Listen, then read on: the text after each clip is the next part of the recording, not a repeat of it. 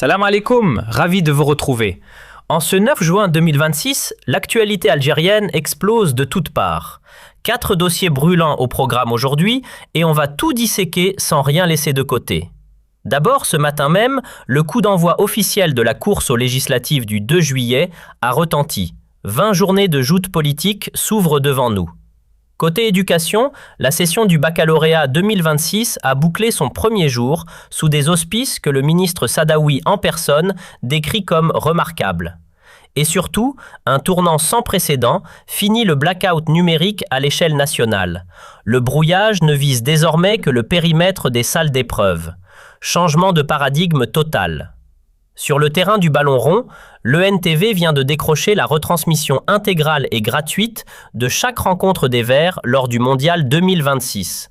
Une annonce qui va faire vibrer des millions de foyers. On fera également le tour complet du contexte mondialiste avant la confrontation face à la Bolivie prévue demain.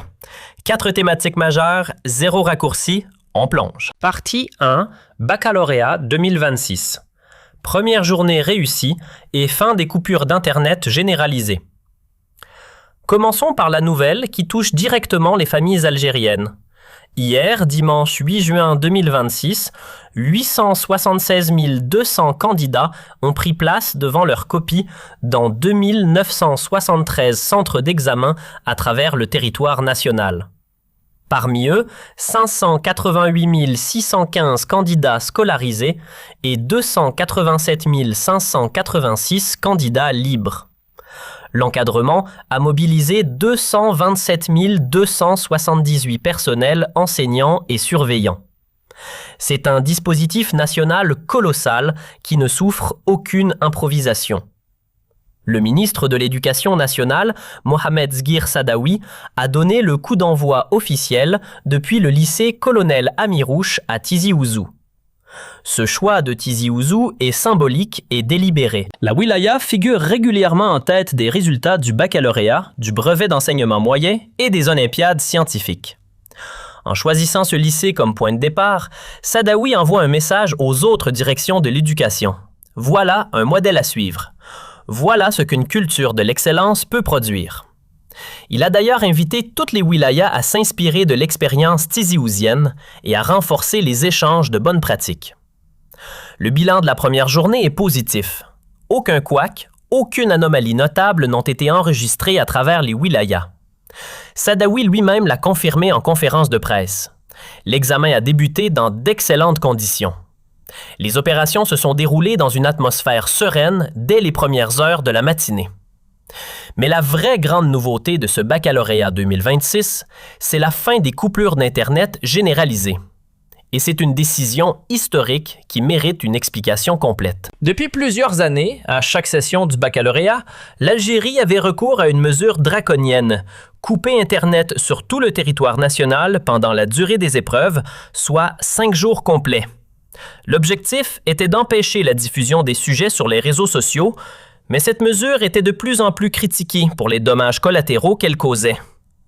Imaginez 5 jours sans Internet pour une économie entière. Les entreprises qui travaillent en ligne, les hôpitaux qui utilisent des systèmes informatiques, les banques et leurs transactions électroniques, les commerces, les administrations, les établissements scolaires eux-mêmes. Le coût économique de ces interruptions était estimé en milliards de dinars, et dans une Algérie qui mise tout sur la transformation numérique, couper Internet pendant 5 jours était devenu une contradiction intenable. Cette année, Sadawi a annoncé l'adoption d'une approche radicalement différente. La coupure d'Internet est désormais limitée uniquement à l'intérieur des centres d'examen et à leur voisinage immédiat. Pas à toute la wilaya, pas à tout le pays, juste au périmètre du centre. Le reste du pays continue de fonctionner normalement. Techniquement, comment est-ce que cela fonctionne? Des équipements de brouillage ciblés ont été déployés dans chaque centre d'examen. Ces équipements bloquent les signaux mobiles dans un rayon défini autour du bâtiment sans affecter les réseaux au-delà de ce périmètre. C'est une solution technologique précise, chirurgicale, qui protège l'intégrité de l'examen sans pénaliser l'ensemble de la société. Ce changement dit quelque chose d'important sur l'évolution de la gouvernance en Algérie. Pendant des années, la solution au problème de fraude était la coupure totale, le blocage général. Aujourd'hui, on passe à des solutions ciblées, proportionnées, qui tiennent compte de l'impact sur l'économie et sur la vie des citoyens. C'est une approche plus mature, plus moderne. La session se poursuit jusqu'au 12 juin. Les résultats seront publiés sur le portail de l'Office national des examens et concours à partir du 15 juillet 2026. On croise les doigts pour toutes les familles algériennes. Partie législative du 2 juillet. La campagne est lancée, tout ce qu'il faut savoir.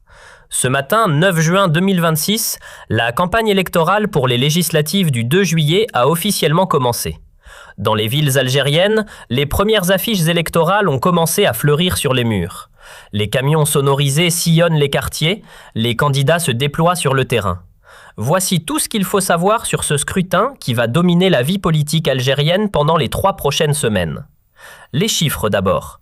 Selon l'autorité nationale indépendante des élections, le corps électoral pour ces législatives compte 24 727 041 électeurs inscrits.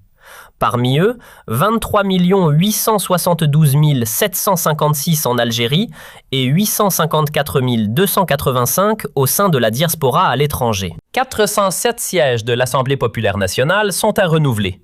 Ces sièges sont répartis dans 77 circonscriptions électorales correspondant aux wilayas du pays, plus 8 circonscriptions pour la diaspora algérienne dans différentes régions du monde. Le cadre légal de ce scrutin est nouveau. La loi organique relative au régime électoral a été modifiée et complétée. L'article 7 de cette ordonnance modifiée confie désormais au service du ministère de l'Intérieur la mission de préparation logistique et matérielle des élections en lieu et place de certaines prérogatives qui relevaient précédemment de l'Autorité nationale indépendante des élections. Et une nouvelle loi sur les partis politiques adoptée le 9 mars 2026 limite désormais à 2 le nombre de mandats pour les responsables des partis, chaque mandat étant de 5 ans. Qui participe? C'est l'une des grandes spécificités de cette élection par rapport à celle de 2021. Les 3 principaux partis d'opposition qui avaient boycotté le scrutin il y a 5 ans participent cette fois. Le FFS, le Front des forces socialistes, le PT, le Parti des travailleurs de Louisa Hanoun, et le RCD, le Rassemblement pour la culture et la démocratie, dont le Conseil national a voté à l'écrasante majorité pour la participation.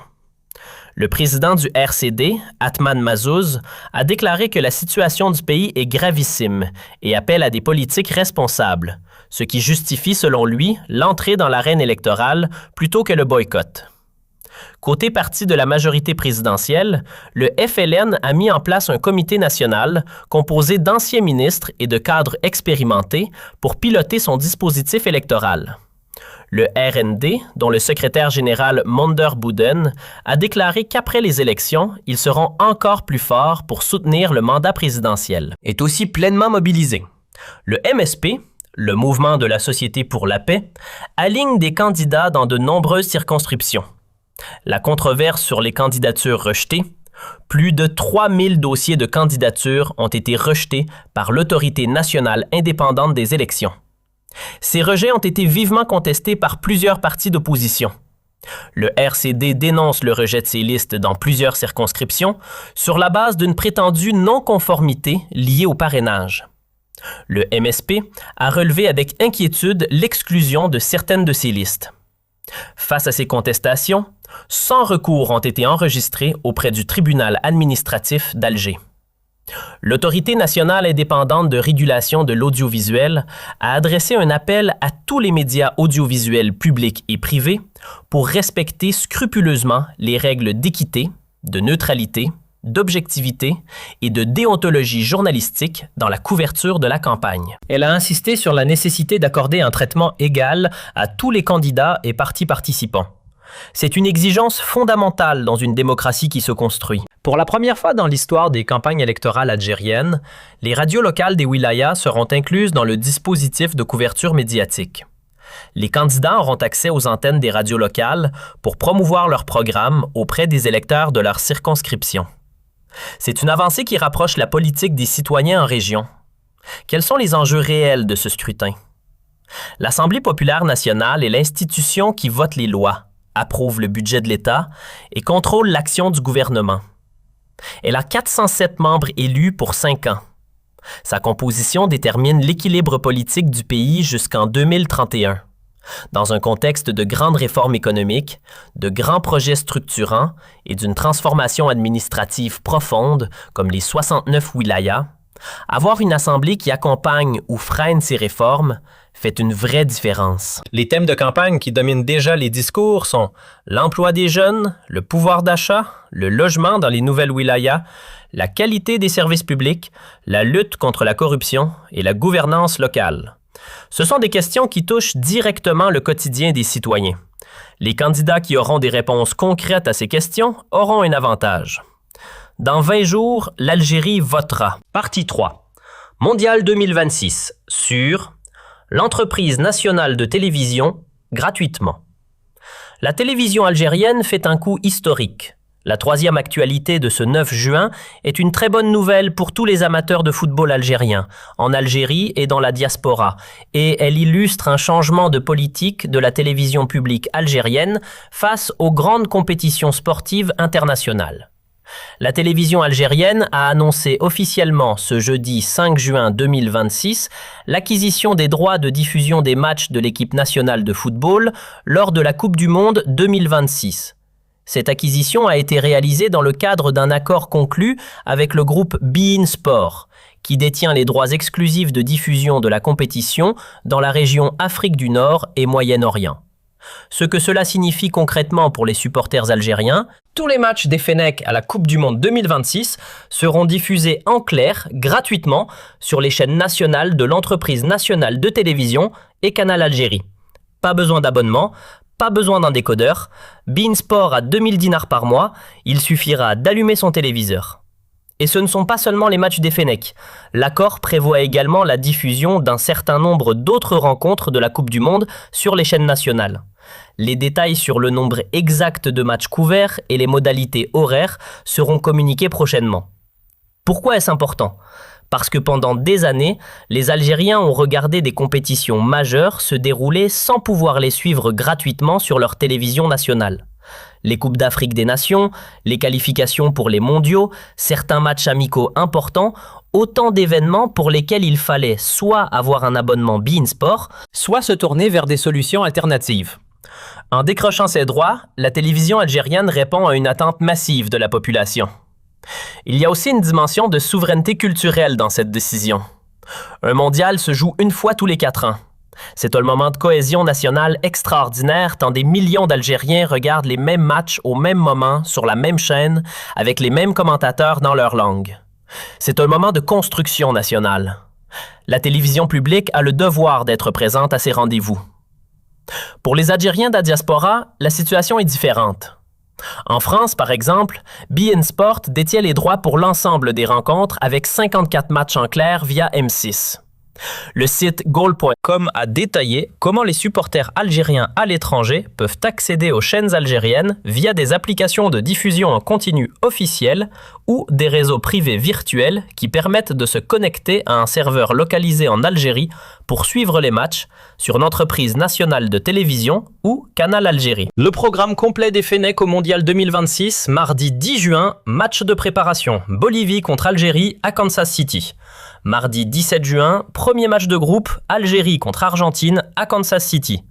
Lundi 23 juin, deuxième match de groupe, Jordanie contre Algérie à San Francisco Bay Area. Dimanche 28 juin, troisième match de groupe, Algérie contre Autriche à Kansas City.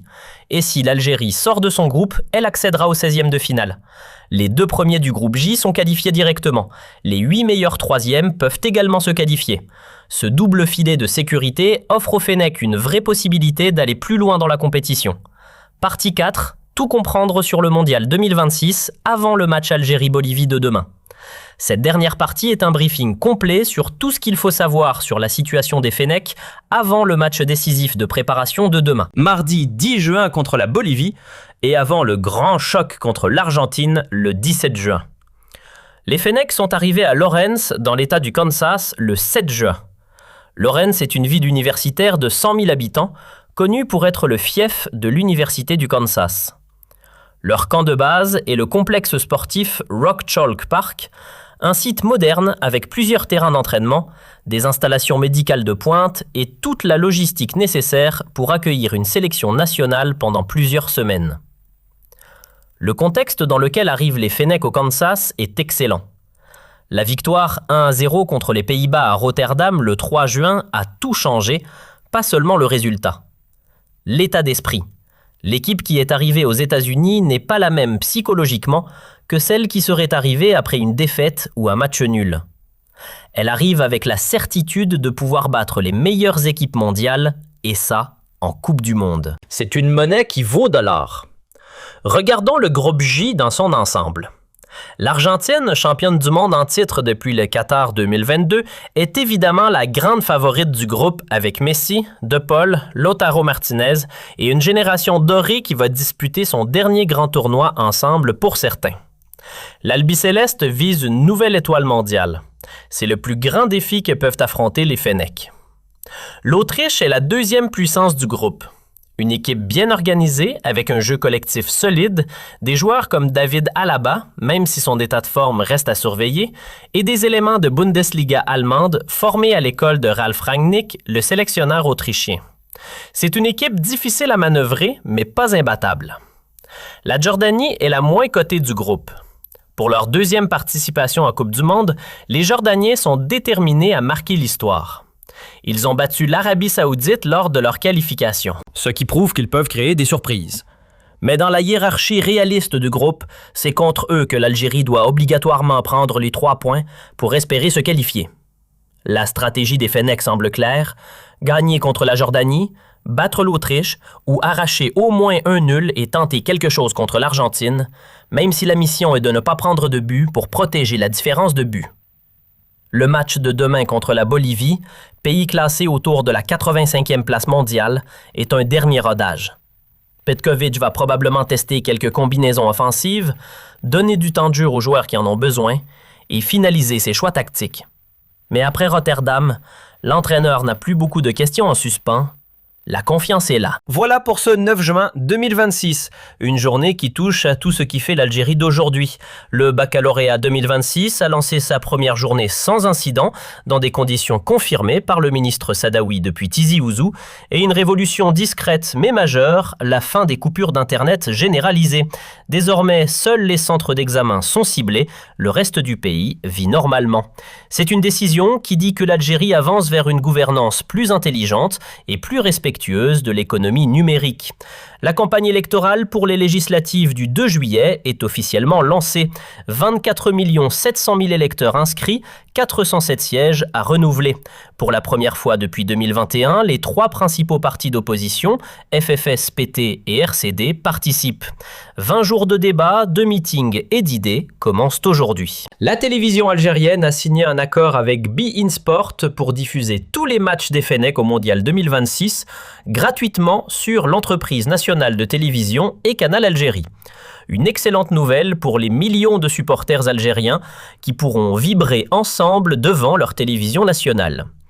Et demain, mardi 10 juin, dernier match de préparation contre la Bolivie à Kansas City. Les Fennecs sont prêts. La victoire contre les Pays-Bas a tout changé dans leur tête. Dans 8 jours, Algérie contre Argentine. Le choc des chocs.